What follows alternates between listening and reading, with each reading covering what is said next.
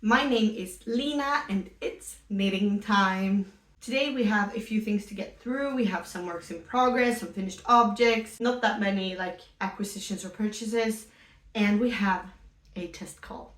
So let's get into it. So I'll just start with the test call, which is for the sweater I'm wearing. This is my Nightfire sweater. It has, I'm gonna remove my hairband so you can see it. It has color work on the sleeves. It also has the color work on the body, and then the ribbing is in the same color as the color work.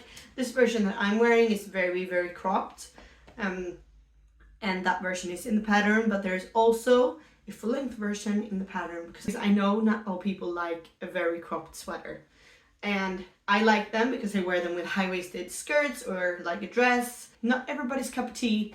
So there will be a full-length version in the pattern as well. It's a raglan.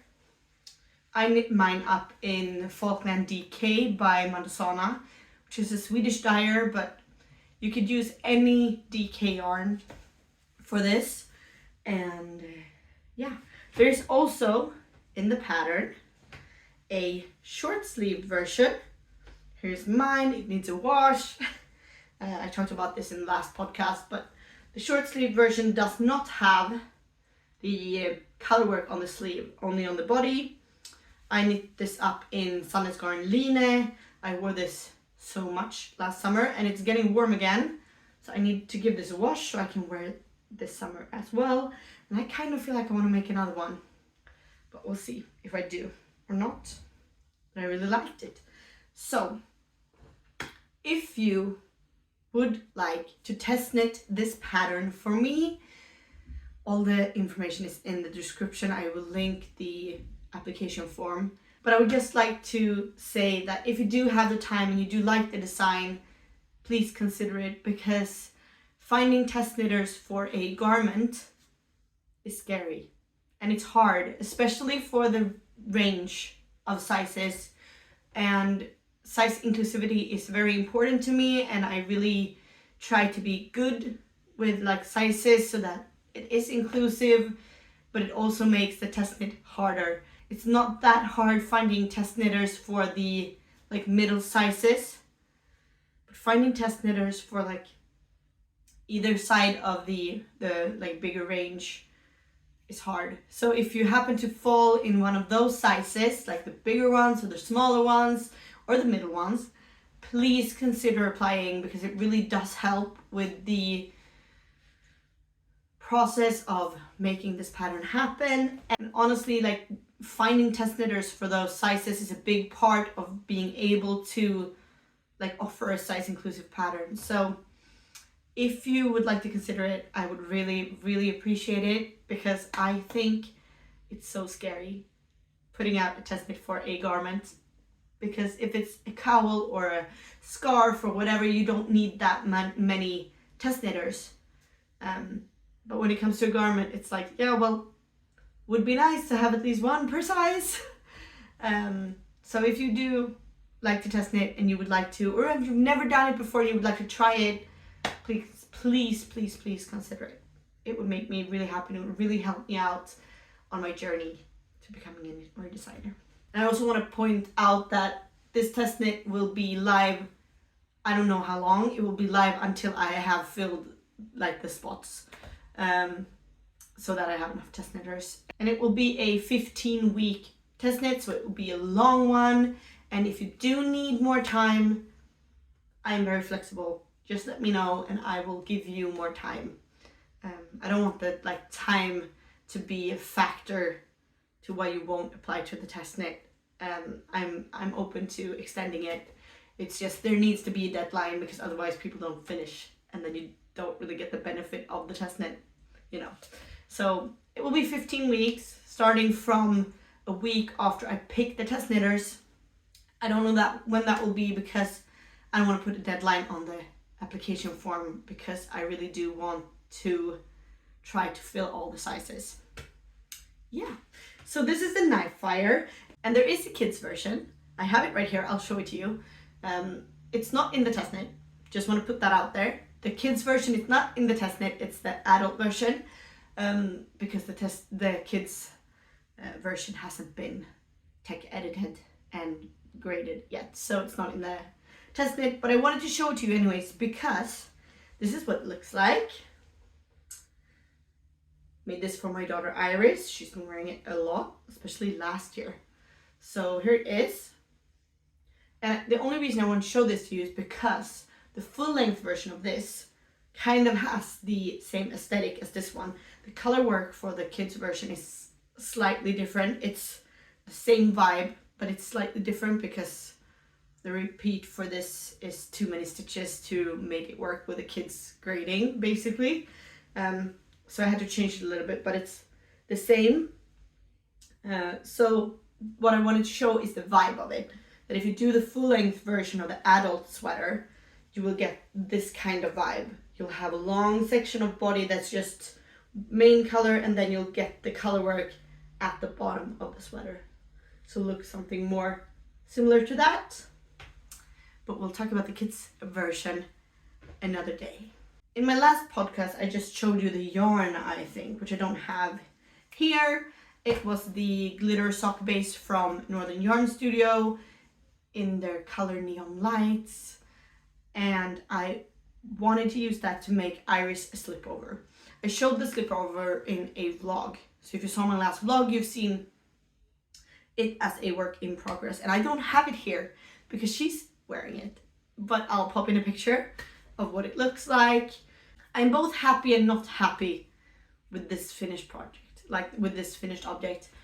I like what it looks like. This will also be hopefully one of my own patterns, and I really like the design idea. It has a slip stitch that goes over the shoulder and then all the way front, all the way down the back, and then they meet under the arm and get another friend. So that there are 3 slip stitches going all the way down the side, and I really like that, and it looks really good. But this sample that I made with this yarn doesn't show it off good enough, and that's on me. The yarn is amazing, I love it, and I really like how it looks. It glitters and it's beautiful, and Iris loves it. She wears it a lot, but it wasn't the right yarn choice to show off this design feature because of all of the things that are happening in the yarn itself. So the slip stitches kind of get lost in all of the colors and all of that. So I don't think this sample is good enough to be the pattern pictures. Basically need to make another sample to see if I like the way the slip stitches shows off better, and I'll probably use like a solid color that is not that dark to try to really showcase that design feature. And since that's the big feature of the design, I feel like it needs to be shown better. So I'm obviously going to keep that sample, and Iris loves it. Like I said, she's using it right this second, which is why it's not in the video, but it's not good enough to be the pattern pictures, simply because it doesn't really show off the design feature well enough. But I'm very happy with it. I'm happy with the sizing, I'm happy with the fit. Iris loves it, so that's all good. I just need to make another sample. And then it was actually hilarious because I had that yarn and I was going to knit night. I put it in my bag, and Iris looked at me and she was like, "What are you doing with my yarn?" I was like, "Your yarn? I'm bringing it to knit night." And she was like, "What are you gonna do with it?" Which was so funny. And I was like, "I'm thinking about making you another cowl because the one you have it doesn't really fit well anymore. It's a superwash one and it got all floppy. So I was like, I'm thinking about making you another cowl." And she was like, "No." She's very opinionated, which is so funny. It's like, okay, no. No, you need to make me pajama socks. I was like, okay. And I've never knit a pair of socks. I've knit 2 socks in my life, and they're both Christmas stockings. I made one for Iris and one for Molly. So basically I made a pair of Christmas stockings, but that's the only socks I've ever knit, because I don't really, and this is a different conversation that we don't really need to have, but in my life in general, I don't wear socks. I don't like socks. They are the bane of my existence because I have to wear them to work and stuff like that. But the second I get in the door at home, I take my socks off. So I don't really knit socks because I don't really wear socks.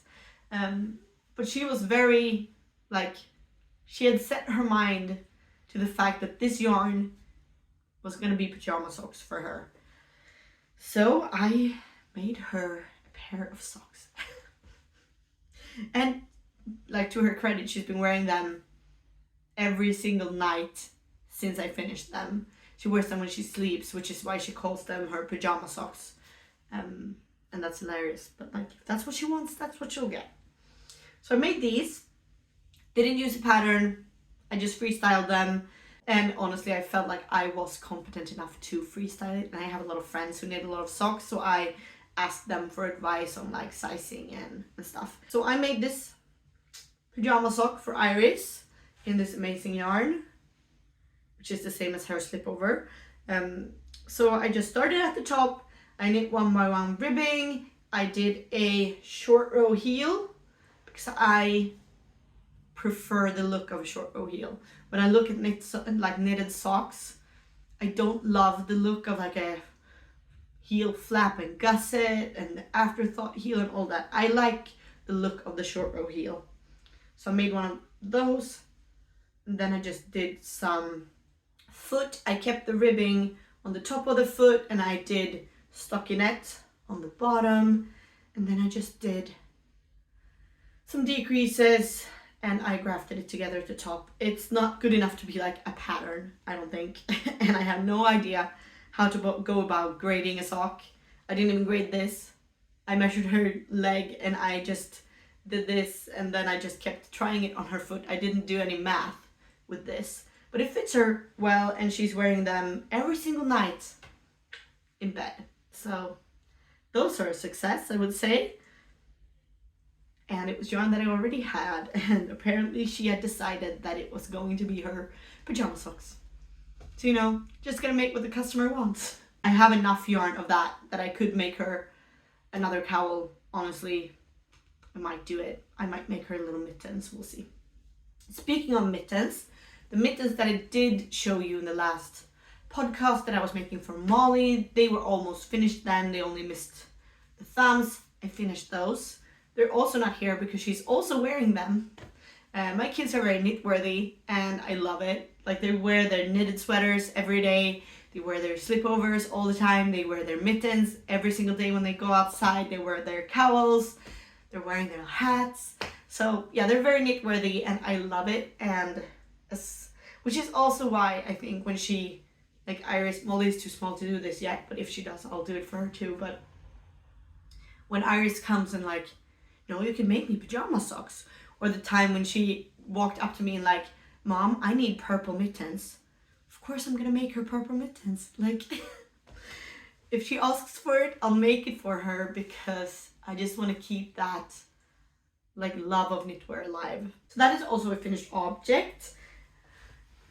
And the next finished object is this sweater, which I don't have a name for. This is also a design I showed you in the last podcast. I have a working name for it, but I don't really like it. I'm trying out different names and none of them feel like, yeah, that's what this sweater is called. So I don't really know what I'll call it yet, but it's this one that I showed you. Last time you saw this, it only had the colorwork yoke, but I ran out of black yarn, so I had to get more. This is knit up in Cascade 220. The orange is Mandosana Falkland DK. The pattern will be written for Cascade 220 because it's what I'm using for this and I really liked it, and I'm also using it for another sample. So yeah, this is Molly's version. It has the colorwork on the yoke. It has little sleeves and a body. It has some short rows to raise the back. It's a raglan. I really like that the raglan is just black, like the main color, because I could have incorporated it into the pattern, but I really like that it's the main color. It makes it very distinct, which I think looks really nice. I'm very happy with this and I love this color combination. I am not so sure that Molly is a black person, but I just love this color combo. I had the contrast colors in my stash, so I wanted to use them, and this is what I ended up doing. I love this, but I think this would have been more me than Molly, but she'll wear it and she'll love it. And I'm very happy as well because like I said, I had to order more of the black yarn. I don't think you can tell at all that it's like a different dye lot and all that. So very happy with the consistency of the colors in the Cascade yarn so far. Made that. She's not wearing it yet because I wanted to show it to you while it's still clean. And I also need to put her name tag in it, which I'm gonna do very soon. Speaking of that design, I showed you last podcast I was making a sample of the same design for Simon because he's been asking me for a sweater for ages, so I was like, I'm just gonna make him a sweater now. Problem with that is that I had to frog a lot of it, which I showed you, and I did that, changed it, looks a lot better, and I actually finished all of the yoke, all of the body, which is a lot of body because he's a tall man. So I'm only missing the sleeves on this. I will show it. I'm just gonna get it the right way. That's the back. So here it is in all its glory. The problem why I had to frog it was that I made too many main color rounds in between the contrasting stripes. I did it by accident. I noticed it one day. I was like, not gonna work, and I just frogged it. I was like, here, I think. Frogged back to there. Redid it all with the right spacing, and it looks a lot better. And yeah, we have all of this body, and then we have a little Italian bind off at the end. So this just needs some sleeves, and then we're ready to go. You'll get like a full wool sweater in time for summer. Perfect. We do live in Sweden, so you know it gets cold here. It's just kind of hilarious, but it will be ready for him when autumn comes. I really want to make myself a sample as well, because I am making a third sample of this. It's one of my works in progress, which is why I can't really decide on the name, I think. Because I have it in my head that I'm gonna make a sample of this for, I've made one for Molly, I'm making one for Simon, I'm gonna make one for myself, and I want one for Iris, so we'll all have one. So I kind of want it to be called something like that has something to do with family or something like that, but I can't really come up with anything that feels like, oh yeah, that's the one. So we'll see what it's gonna be called in the end. But I did check out the yarn I want to use for mine. I'm gonna do mine in heavy merino, and I did pick out the colors. It's gonna be navy with poppy blue and pearl gray, I think it was, light gray contrast, and it's gonna be gorgeous. I can't wait to do that, but I haven't bought that yarn because I have other things that I want to prioritize before. But I really look forward to like owning that sweater. And the thing that I'm gonna do with my sample and with Iris's sample is that the stripes are gonna continue throughout the entire body and the sleeve, which is going to be included in the pattern. So there's going to be the version where you only do the stripes on the yoke, which is this, and as I showed you, this as well. And there are going to be the versions that I'm going to make for me and Iris, which are gonna have the color work all over the sweater. So like all over the body, all over the sleeves. And I did cast on Iris's sample last night. I'll show it to you. I am a bit scared that I'm gonna have to frog all of this and do it again. That's fine. It was one night's worth of knitting. It feels like a wasted night of knitting, you know, but we want it to be right. I'm gonna show it to you. I'm just putting it on bigger, like a needle stopper thing, so that you can actually see it not all scrunched up. This is gonna be Iris's version. And the reason why I think I might have to frog it is that I think it might be too small, because this is almost the same size as this one. And Iris is a lot bigger than Molly. So I think I might have to redo this in a bigger size, which is fine. But I'll show it to you. It's the main color is a beige, and then the contrast colors are these blue and orange ones. And I do like the look of this, I do, but when you say like a beige and these navy blue and a very orange, you don't think it's gonna look good together. But the reason I chose them is that the yarn is Luna Permin, and this one has speckles in it. They are tiny, so they don't really pop, but there are speckles in it, and they are blue and orange. These are the contrast colors I'm using. They are sock minis from Underbart Garn, and these exact colors are in the speckles. So I do think, let's see if I can show it to you better. So I do think that they will look good together. And I do think they do. When I hold it like this, it just, that's the back. I just have to make sure it fits her. And I honestly think it might be too small. So I'll try it on her. I knit this last night and they are outside now playing. I'll try this on her and see how we feel. But my gut is telling me I'll have to redo it. I will try it on her and see. But this one, as I said, will have the stripes on the entire thing. I'm very excited. I have a very specific picture in my head for the pattern with this, with all four of us. And I really want to try to make that picture happen. But for that to be a possibility, we all need to have a sample. So I will make that happen, hopefully. Those are all the finished objects. We are in works in progress now. I didn't say that, but it segued nicely because the finished object was the same design as my first works in progress. So I didn't say that. We're in works in progress now. And the next thing I will show you is the Gobi sweater.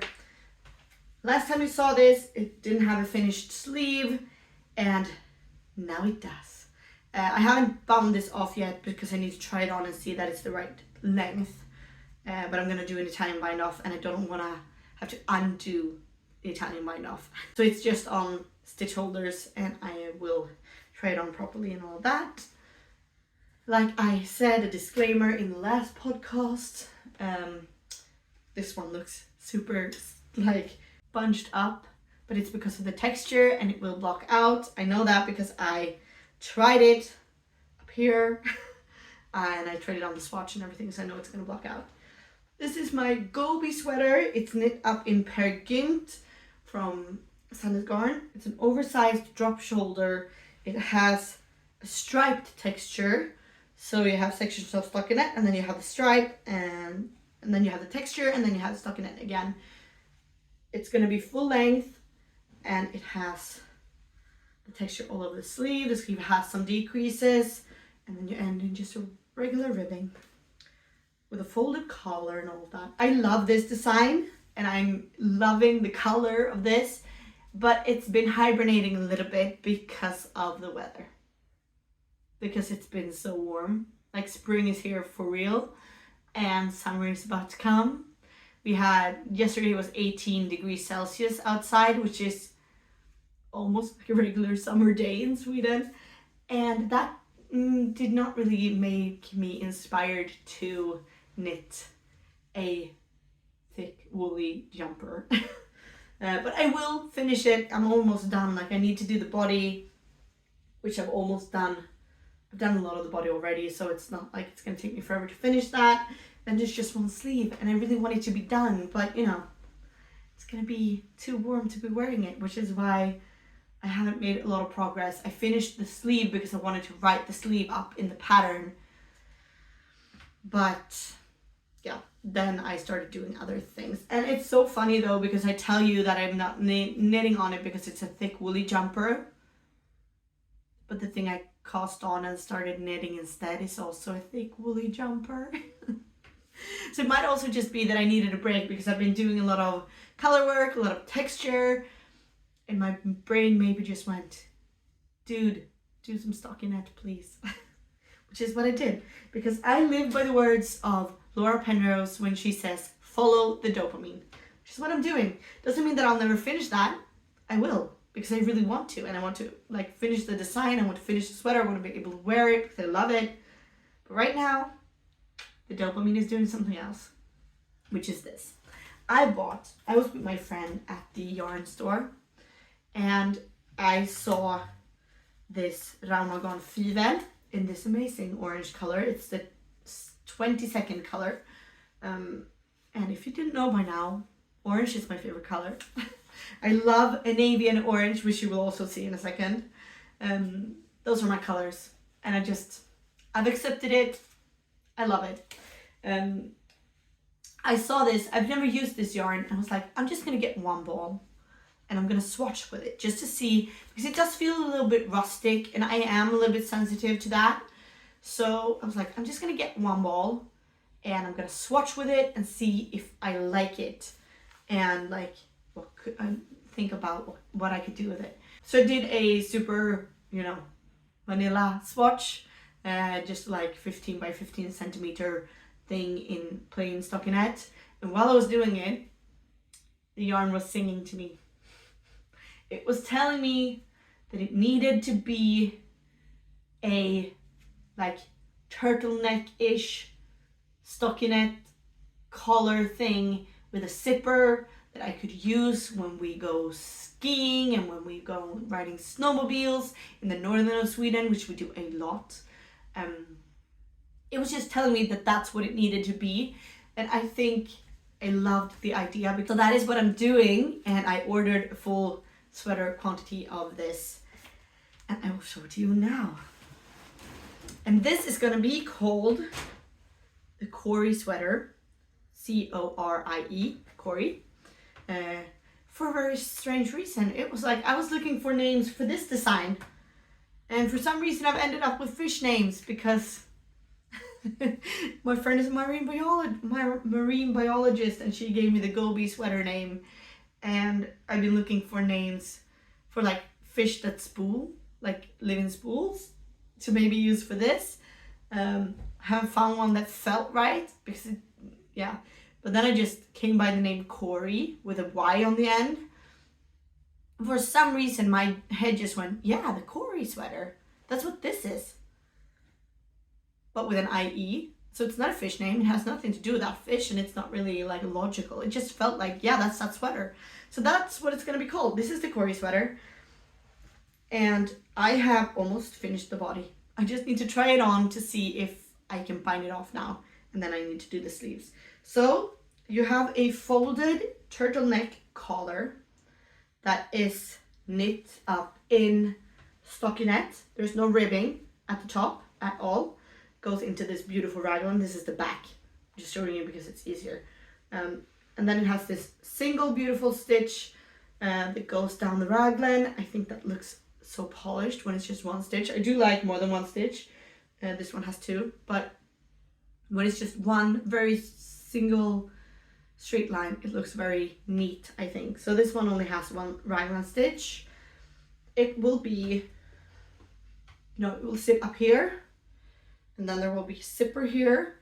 This zipper is not that tall. It's not a long zipper. It's just a tiny bit of zipper here, and then it's just stockinette, stockinette, stockinette. I'm gonna do an Italian bind off. It's ribbing at the bottom, 1 by 1 ribbing. I'm gonna do an Italian bind off. It's a little bit more fitted than this type of design usually is, I would say. It's not that oversized. The raglan isn't that deep. And I think that just makes it more comfortable, in my opinion. So yeah. And then I'm gonna do the sleeves, and then we're gonna be done. And this is what I've been knitting on, which is also a very thick woolly jumper, obviously. But I really want this to be ready for Easter, which is a few weeks away, because we're going up north in Sweden, and I would love to take a few pictures of it there. So I'm trying to power through to finish it in time, otherwise I'll just do pictures here, but I really want to do the pictures up there because I have a few pictures in mind that I would really like to do. And this knits up so fast because I think it's like I don't have the exact gauge in my head right now, but I think it's like a 16-ish gauge. So it knits up super fast. And I really like the yarn so far. And there is this beautiful lavender color in this yarn. that I'm thinking I might make one of my daughters a sample in, because it's not my color, but it is gorgeous. So we'll see. We are now on to the last work in progress that I'm going to show you. In the last podcast, I showed you all of the whips that I have lying around. I'm not showing you the hibernating ones today because they have not been touched since I showed them to you last. So the little hat still looks the same. The sweater where I accidentally sold the yarn looks the same. Like, I haven't finished them. The only one I finished that I showed you that was like hibernating were the mittens for Molly. I finished the thumbs. Instead I cast this on. This is also an acquisition because I had this neon orange left in my stash. I knit a peacock tee in this last year and I love that one. I wear it so much in the summer. I'm looking forward to bringing it out again. It needs a wash, but you know. So I had this very neon orange yarn in Sannes Garden Lina that I wanted to use as a contrast color. So me and my family were at the yarn store browsing Sannes Garden Lina to see what do we use as the main color for this. And, you know, knowing me, this is where we ended up. See a theme going on here? So I got myself what I needed from the blue, which is the 5863 blue. And this is just the neon orange that they have. And I am making myself a little tee. Summer tee. This is also going to be a pattern, I think, but I haven't decided yet if I think it's too busy. I'll show you what I mean. I like it. I just haven't decided if it's too busy, but it might also be the color choices. Let's just see. This is the back. So this is what it looks like. It has a lot going on, but not really any, like, it's not that hard. It's super simple, stripe, repeat, but it makes it look very busy. I really like it. I'm just thinking, is it too busy for other people, you know? Do people want to make this? But I'm gonna make this and I'm gonna wear it so much because they are my colors and I really like it. But I might make myself a second sample in like a calmer color combination just to see if it feels as busy, you know. But this is also a raglan, but in here the stripe pattern is incorporated into the raglan. So you see the raglan changes color when the stripe changes color and all that. It has short rows in the back. I put them in the collar because I didn't want to affect how it looks here. The difference being, if you don't really think about those things, if you look at this one, it has short rows as well, but the short rows are not in the collar. So at the front, the stripe starts almost directly after the ribbing. There are like 2 rows in between. But at the back, we have the short rows. There's this little section of black before. So, which also shows on the shoulder because the shoulder has more, then there's a little less and a little less and a little less. So you can really see it if you know it, that that's the short rows doing that. And I didn't want that for this design. I really didn't mind, and I do prefer to not have them in the collar for different reasons. But in this design, I didn't want that. I wanted the stripes to be all over the thing. I didn't want a big blue section because for this, I didn't really think it mattered because we still have black sections going on. But with this, I wanted the same consistency in the stripes all over the thing. So I didn't want there to be a blue section here before we start the striping. So I put the stripes in the collar, which like takes away that problem. But what happens is that the collar at the back is longer than the collar at the front, which, you know, you have to make a choice. What do I prefer? What do I not prefer? And in this case, I preferred the fact that there was no discrepancy between the around the collar with the colors, and with this one I made the choice that I preferred that the collar was the same size all around. So those are just like things you need to think about when you're designing something. How does this affect the overall look of it, and what do I think about that? So yeah, this is gonna be cropped as well because I'm gonna wear it with skirts this summer. It's gonna be a t-shirt, so it's gonna have a short sleeve. It's gonna be summer pattern. It's gonna be written as like a summer pattern, but you could definitely do this in a woolly yarn and just lengthen the sleeves if you wanted to. I might make a sample from that as well because I like that idea. But right now I'm thinking of it as a summer pattern. And if I can find my swatch, I'll show it to you. Because I'll show you my swatch. It's been in my bag, so it's crinkly now. So it's a bit wrinkly now. But the idea for this was something else. This is my swatch. And the idea, ignore the bottom part. The idea was to do this striping sequence, which is like a slipped stitch, but you never knit with that contrast color. So it's just a slipped contrast color going through. And I really liked how that looked. But I did cast that on and I started knitting on it, and I did not like how it looked in the overall yoke, because keeping the tension of that single strand just going through all of the stitches, you never knit it anywhere in that round, just go through, and keeping the tension for that right was a nightmare. And if it was a nightmare for me, it will also most likely be a nightmare for everyone else. And it's so important, because if you didn't keep the tension right, you got like little bumps, or it pulled on the fabric, and it would have affected the fit. It would have been a hassle. So I decided not to do it. Makes me a bit sad because I really liked how that looked. But for the sake of mine and yours knitting sanity, I decided not to do it. So instead I did this, and I do really, really like this as well, which is a similar look, but it's also a lot different than the original idea. But that's also, I think, something you need to be humble about when designing like Kill Your Darlings. So that's what we did. And I don't really have any other acquisitions to show you. The only ones I had were these. We already talked about them. So that's all I have. Now I'm gonna go edit this before my kids get back home and the weekend mayhem starts. So yeah, thank you for watching. And remember, if you would like to test knit the Nightfire sweater, the test form is below. Please consider applying. And if you're watching this video a lot later, most likely the form is closed by now. You can always click it and you'll see if it's accepting applicants. That's all I had to say today. I hope you have a great day, and I will see you when I see you. Bye.